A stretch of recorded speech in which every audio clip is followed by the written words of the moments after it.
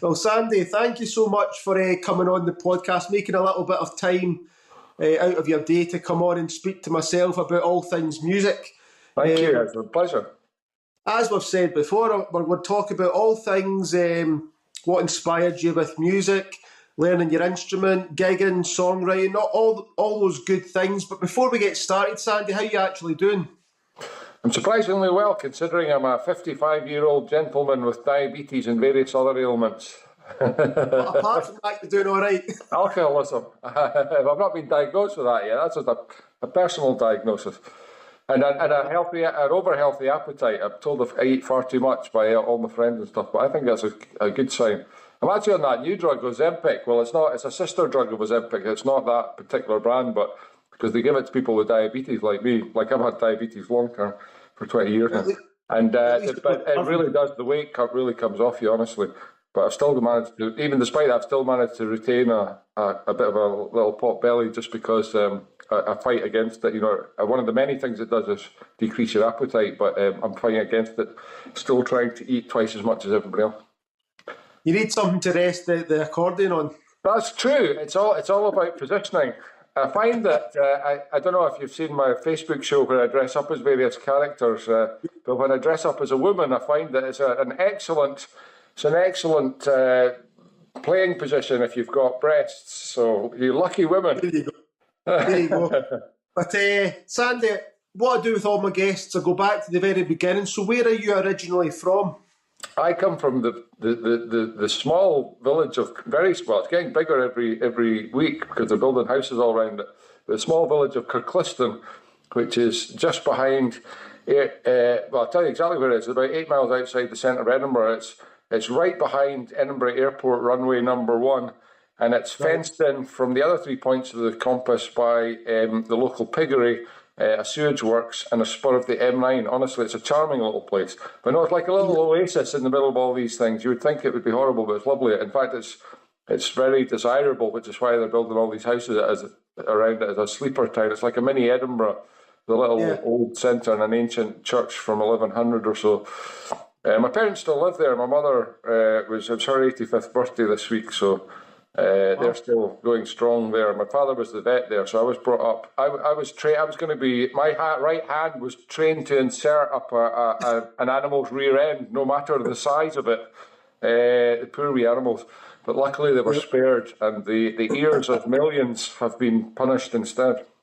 They obviously thought those hands can be used for better things. Well, the funny thing is, my dad has got the biggest hands you've ever seen. I mean, he's got like giant boxer hands. His fingers are twice as thick as mine, and I've got big hands.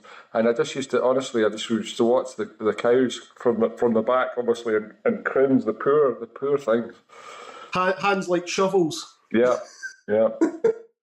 But Sandy, growing up though, were you exposed to music from a very young age? No, my parents were not musical at all.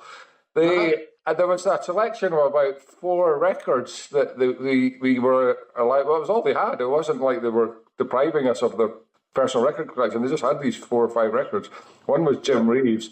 Another one was the Aristocats, the music from the cartoon The Aristocrats. Another one was like weird stuff with 4 wheels on my wagon and tie a yellow ribbon around the old oak tree. We weren't allowed to watch like naughty programs on the TV like Top of the Pops and that. So no, I had this very strange childhood. But my mother, one of her cousins, had 3 children, all of whom played the accordion. My mother thought this would be nice to have an accordion. Well, she had 3 children as well. I've got 2 younger sisters. So she thought, hey, I can match this with my 3. And we were all put on the accordion. I started first when I was 8, and that was my introduction to music. And did you get to an age then when you actually discovered your own musical taste, bands and that you actually liked for yourself? Yes, although I still wasn't listening to much music. I was listening to more music as I became a teenager. I started when I was 8. They couldn't get accordion lessons at first, so because accordion back then was really popular. Not anymore. But I had to wait a year, so my mother put me onto the piano, taught by the local church organist, Walter Gilchrist, who was quite a character. He used to drive around in a wee Volkswagen Beetle, wee tiny chap, who was ancient then. Well, maybe he was just the age I am now, but he seemed ancient. and he taught all the little boys and girls in the village, and so that was a good start, doing a year of piano. But I still didn't really listen to much music for years, apart from gradually got a tape cassette recorder and listened to some things on the radio. But what I did discover was, lots of, I liked playing, there was all these tunes, and I got involved very luckily for me with a school dance band, school Ceilidh band, Queensferry High School. Even though I didn't go to that school, I was sent off to a posh private school in Edinburgh, but my mate played in it, and they very kindly let me play along with them for years. And I had this great community of other kids, my own age and a bit older, who obviously when they're that age you look up to, and it's like, oh, this is fantastic, and going away playing for old folks' homes and stuff like that. So that was what was my big incentive. It was a social thing. It still is, actually. Yeah. Were you quite happy with learning the accordion, or would you rather have it been like the guitar or the drums or something like that? No, I didn't even know what an accordion was. I can remember lying on my front on the living room carpet one Saturday morning, as was my wont. My mother would get very annoyed when I was under the age of 10, because I would close the curtains, turn on the old black and white TV, which had a dial switch which clicked between the three channels, BBC One, BBC Two, and ITV, and I would then lie on the floor, leaning forward, watching this fantastic television mention all Saturday morning, because it was all kids' programmes. So I remember coming in and rudely interrupting this Saturday morning ritual and going, I got the woman on the phone, do you want to learn the accordion or not? And I turned around and went, what's an accordion again? She went, right, you start next week. I was like, So I wasn't really, I didn't have much choice on it. I was strapped into it from an early age. No, I wasn't really aware that it was uncool at the time. Maybe she thought it would keep you out of trouble. Maybe she thought it would keep me away from the television. But yes. Maybe. No, so I didn't have any hankerings for anything else. My sisters drifted off to other things. One of them played guitar and flutes, and then the other one, I think, she liked more of the piano. But no, I was quite happy. I was quite oblivious and quite happy to carry on with the accordion, not realising the horrible consequences decades later. What happened then? Like, obviously, you're learning this quite a young age that you actually started, and you get into your teenage years. When did you sort of, you said about playing in a band, sort of high school age, did that just continue right through into your 20s? Yeah, well, the band, what happened to the band? There was the teacher strike at the time. I think the band kept going, but I think there was a bit of a problem because, the strike went on for years. I don't know if you remember that in the 1980s, and then I think the band sort of became a separate thing because they were getting hassle about doing any kind of extracurricular activity. The two wonderful guys that ran it, Roger McAndrew and Alistair Gentleman, they were brilliant guys. And but yeah, there was girls in the band as well. It was like, wow, this is fantastic, and playing gigs and getting a buzz from playing. So, and I loved the whole thing. I still do actually years later, even though I never planned for it to become a job. That happened by accident as well. But yes, it was kind of continuous from there, because after I left school, I was kind of bumming around for a year. I didn't get into, I tried to get into veterinary medicine, but didn't, thankfully, for animals worldwide. So I was just doing various things, working in office, travelling for a bit. But I still played my accordion. And then when I eventually did get into university a year later to do something completely different, which was probably a good idea in retrospect, I just thought I'll go for something, languages. I quite like languages, which I'd kind of not done much of at school in order to concentrate on all the sciences and that. So I ended up doing Russian and Arabic and Norwegian, among other things, at university. So when I then went to university in Edinburgh and was based in a flat there, a student flat, and had access to all the sessions that were happening, then that's when I really came into my own. So there wasn't too much happening in the latter teen years, but I was still keeping up, and I was still playing, and I was still interested. I saw the Cunningham brothers, Johnny and Phil, play with a band called Relativity when I was 17 in the George Square Theatre, and that was, wow, amazing. Yeah, that was a wee bit like myself, because obviously I started playing guitar when I was about 10, 11. and of course played throughout high school in bands. And it was when I went to college after high school, so late teens, early 20s, I decided to go to Glasgow. But was obviously exposed to, met all these different people from different walks of life, and they're all musicians playing, and you know, your mind's just sort of, it's opened up to all these different avenues that previously you weren't even aware of. Absolutely, and of course it was just great fun. You know, all these people playing tunes all night in a bar, you know, and drinking, and just that's, you know, that was their thing, and it was so exciting. I can remember I don't quite get the same excitement now, having played a lot of these tunes 1,000 times since then, but I still love it. But don't get me wrong, but yeah, there was a real excitement about, wow, this is amazing, and going to, you know, the Edinburgh Folk Festival was in. Which doesn't exist and hasn't existed for decades now, but it was in its prime back in those days, based in TV at Students' Union. I mean, it was just, there were so many wonderful music things going on and so many inspirational players around. So starting out as well, were you doing cover songs or originals, or was it a mixture of both? I wasn't doing anything original in those days. I had no concept of being original. I was just copying other people. If I like to tune, I'd pick up their tune. I'd never tried writing a tune. Oh, that's a lie, actually. I did one for my grandfather when I was quite young, but I think after that, it was years before I wrote another tune. It wasn't until I got into my late 20s when I was actually sort of accidentally already a year or two down the path of becoming a professional musician that I gave it a go. I think it literally was like that. But no, I wasn't. I didn't feel inspired to write anything back then. I was just enjoying playing other people's fabulous tunes. Obviously, over the years, you would have been, you've wrote songs, you've recorded them, you've been in the studio, you've done a lot of gigs as well. If you had to pick just one or the other, if writing and recording in the studio or playing gigs for the rest of your days, which one would you pick? I think it would have to be gigs, because I'm lucky I'm doing a lot of both all the time, but it's still doing the gigs that I like, even though it's a lot more hassle. You know, you're often taking the PA, or I'm usually the one taking the PA. How did that happen?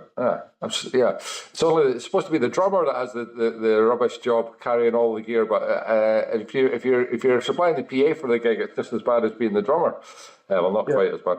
I usually carry PA and you know, late nights and all the rest of the long drives and stuff. But no, I love it. And how do we look? Some of the bands that you've played in, Burak, Sealy Who, the Sandy Brechin Band, the sensational Jimmy Shandrick Experience.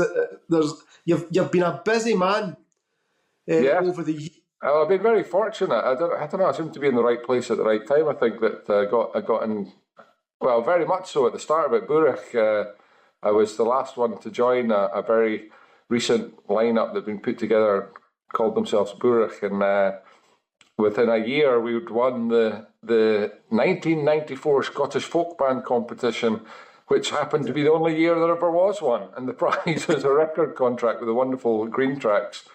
And we got an agent, John Barrow from Stonyport Agency, who they were all judges on the panel, and that kind of launched my career. But then within 6 months, purely separate from that, another band that had been asked to join by the Wrigley sisters called Sealy Who, which also turned into a big 6-7 piece band, that also got a record company 6 months, record deal, with Green Track 6 months later, you know.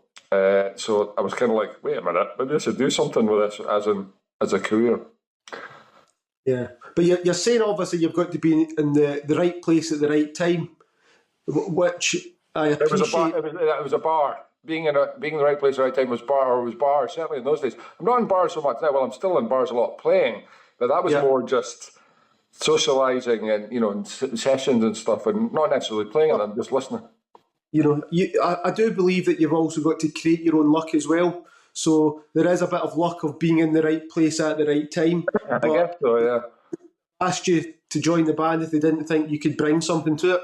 Yes, well, hopefully. Yeah. But I know that. I look at young musicians now, who are starting off and going, God, it's hard work, like, going to sessions and stuff. Because I always think of that period in the late '80s, early '90s as a particularly vibrant time. But maybe it's as vibrant now. I think there's more sessions now, that's for sure, in Edinburgh at least. I think Glasgow's unbelievably busy with music as well, and in particular folk. Although I'm not over there very much these days, but it's still, I think certainly the competition's much bigger now for youngsters, and I look at them going, but I know that is often the best way to do it, just go out and hang around in sessions and bars, because that's where you meet people, which is kind of what I do less of now.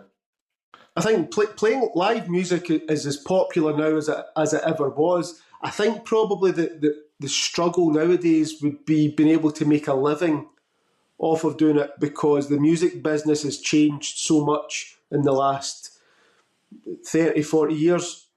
I was speaking with Ian Bain from Runrig at the start of the week. He was on the podcast, and I was saying, the band ended a few years ago, and I'd said to him, what do you think now when you look back? And he said, obviously, he still misses it. However, he's so glad that he had the career over the 40 years that he actually had it over, because he's saying nowadays, if you were starting out, it's not impossible, but it's so tough. It's exactly what I mean. Funnily enough, these are great shoes to be following, and if Ian the Bain, as he's known, was on earlier this week, I haven't actually seen him for about 25 years. I remember he came into Finnegan's Irish pub in Victoria Street in Edinburgh to watch Burrick playing, I think it was. All those years ago, I think that was the last time I saw him. But yeah, how good is that, being able to retire out of a folk band? Most people die out of a folk band. They literally die on stage because they can't afford to give up. Imagine being able to afford to retire as a folkie. That's brilliant. And Runrig, brilliant. Back in 1996, you founded your own record label, Breaking All Records, yes. It's a terrible pun. How did that come about, and what was the thinking behind it?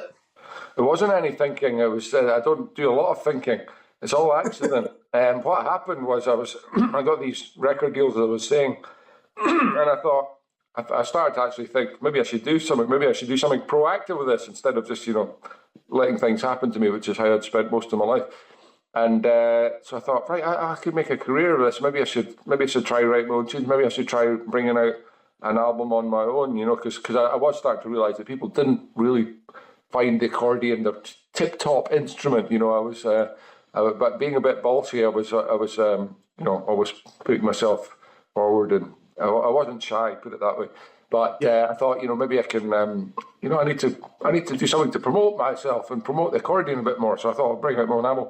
And actually, Ian Green, the wonderful Ian Green, sadly passed away earlier this year at the age of 95. Unbelievable, what a guy. He actually agreed to bring out an album. I think I approached him. I can't remember, to be honest, but he agreed to bring it out. A solo album for me. I was like, yeah. And then a few months later, he wrote me a letter and went, I've not got enough money. Or maybe he just woke up one day and went, what on earth was I thinking? And withdrew his offer. So I was like, So that's why I ended up bringing it out on my own label. And I borrowed some money from a wealthy friend, and which turned out to be a good investment because I managed to pay it all back and some more over the next few years. But I made my first album. But so it wasn't really a business decision. But once I had my own company and had to do all all the stuff that you have to learn to bring out your own album, which is not that bad. But in those days it was unusual, I suppose. Then I was kind of set up for doing more, and people, I decided to record some of the other music that I did with other bands, and then other people started approaching me saying, friends and stuff, would you be interested in recording us? So it just kind of developed. It just kind of grew from that. Were you also looking for new acts, talent? Like if you see it, would you just be out and about, and if someone suggested a band, would you just check them out and see if it was for you? Not really, because I've always been incredibly busy doing my own stuff, so I wasn't really going out and watching gigs. I've never really done that. I don't watch a lot of gigs, but if I do end up seeing other bands where I'm at, or other people, or through friends. Sometimes I get go to friends' gigs and whatever. So it's more that kind of thing.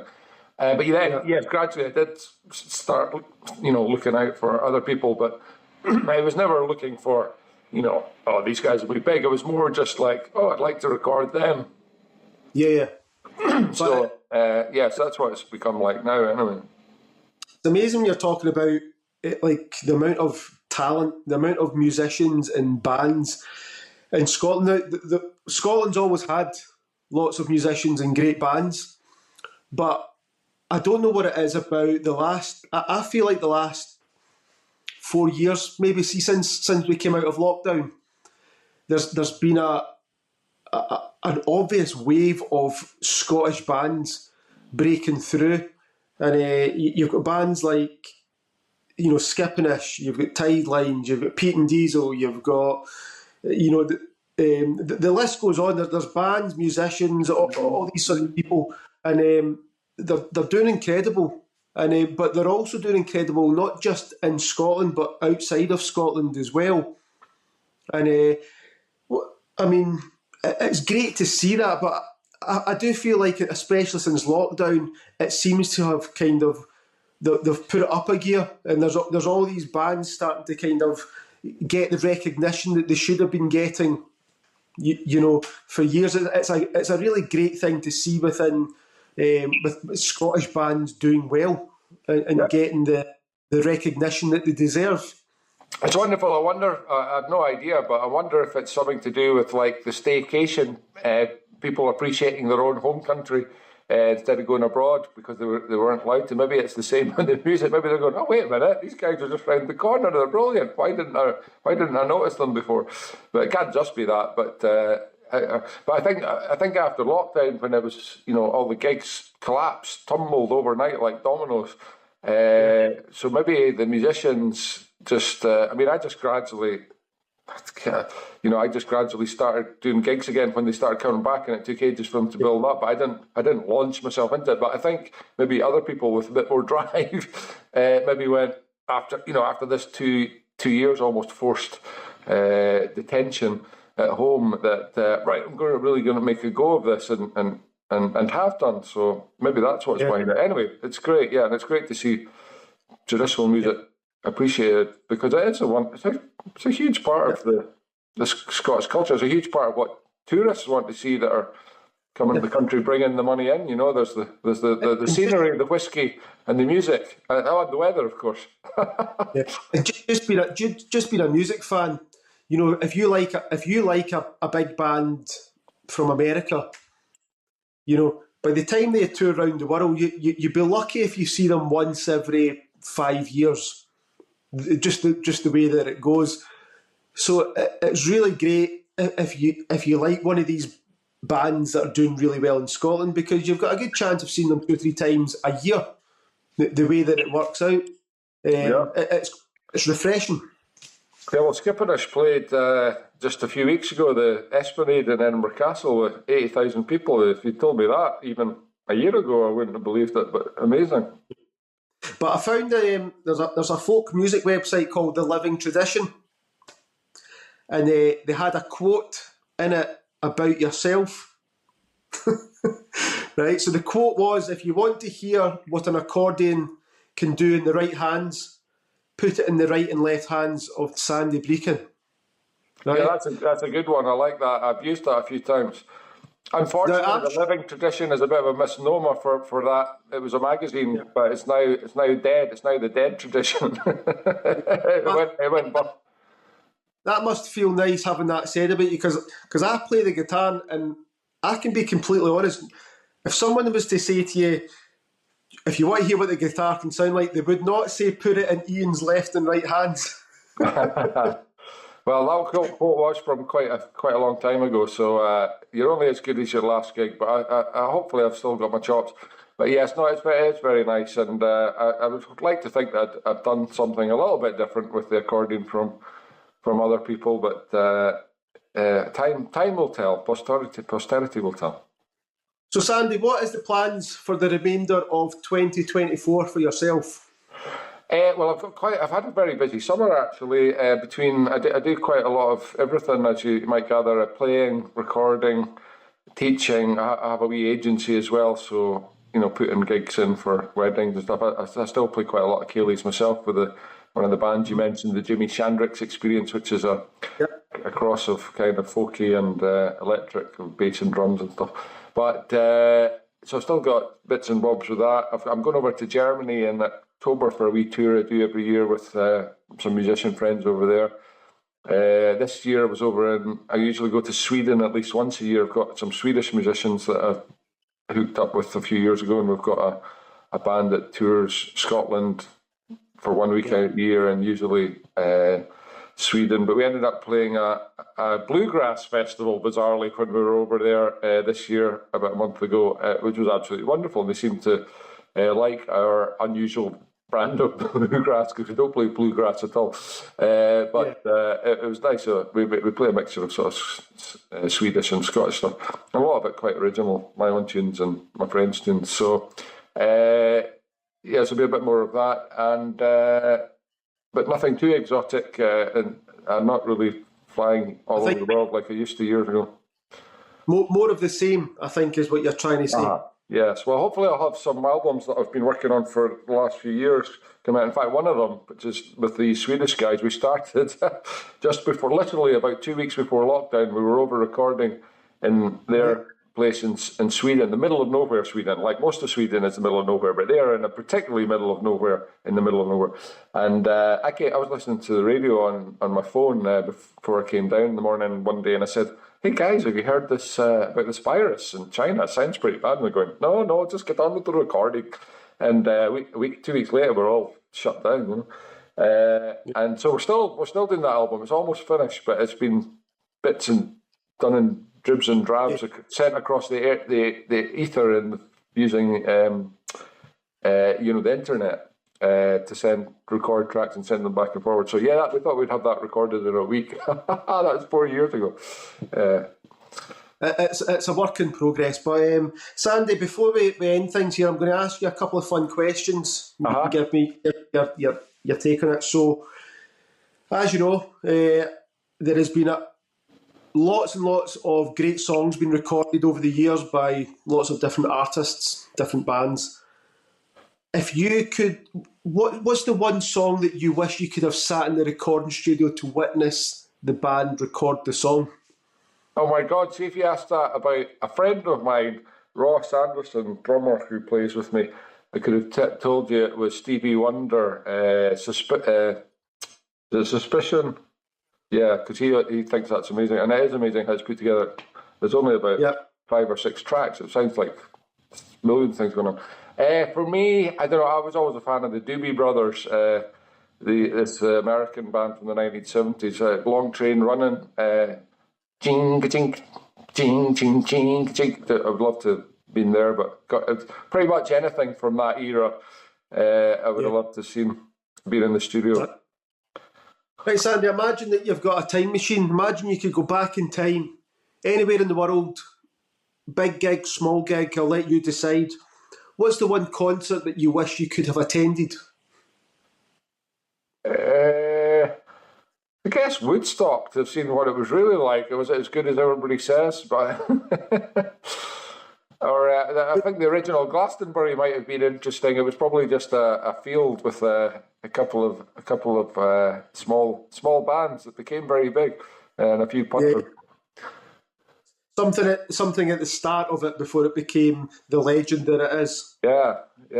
I can't think of anything. A folky gig. I'm sure there are tons of folky gigs. So, I can't think of one off the top of my head, but I will say that I was at the Bothy Band reunion at Celtic Connections this year. It's the first time I've been to Celtic Connections for several years, in the Glasgow Royal Concert Hall, and that was really good. And they were still sounding great, even though they're all getting on now. Right. But one of their first gigs would have been nice. Yeah. Last question for you, Sandy. Who's your Mount Rushmore for bands, whether it be songwriting, whether it be performance, whether it just be the overall package? Who's the 4 bands or musicians for yourself that you just love, that they're just at the top of your pile of favourites? Oh, I think you could probably put all 4 or five, was there in the band, heads from the same band. Silly Wizard was probably my biggest influence. They were just brilliant in every possible way. You know, the playing, the compositions, and the singing. Andy M. Stewart, the songs were brilliant, and you know, it was mostly their own stuff, but it just sounded so traditional, but really brilliant, better than everything else that was around. I mean, I like all the other bands, and I'm friendly with a lot of the folk in other bands now that over the years I've got to know, you know, like the Battlefield Band and the Tannies, the Tanner Weavers, and these guys. There was only 3 or 4 big bands back in the 70s, you know, that used to tour around Boys of Rock and that. There wasn't that many. Now there's millions, but amazingly, a lot of these guys are still on the go, although the lineups have changed a bit. But and they're all brilliant, but I don't know, I just find it hard to. Nobody really can hold a candle to Silly Wizard. They were really amazing. Great. Sandy, thank you so much for coming on the podcast. It's been a pleasure speaking to you. Thank you very much. I'm glad that we finally got a date and a time arranged, but we've had a couple of false starts trying to get it. So I'm glad that you came on and made some time to speak to myself. And I do wish you all the luck with all your future music that's coming out, whether it be recording or whether it be touring and playing.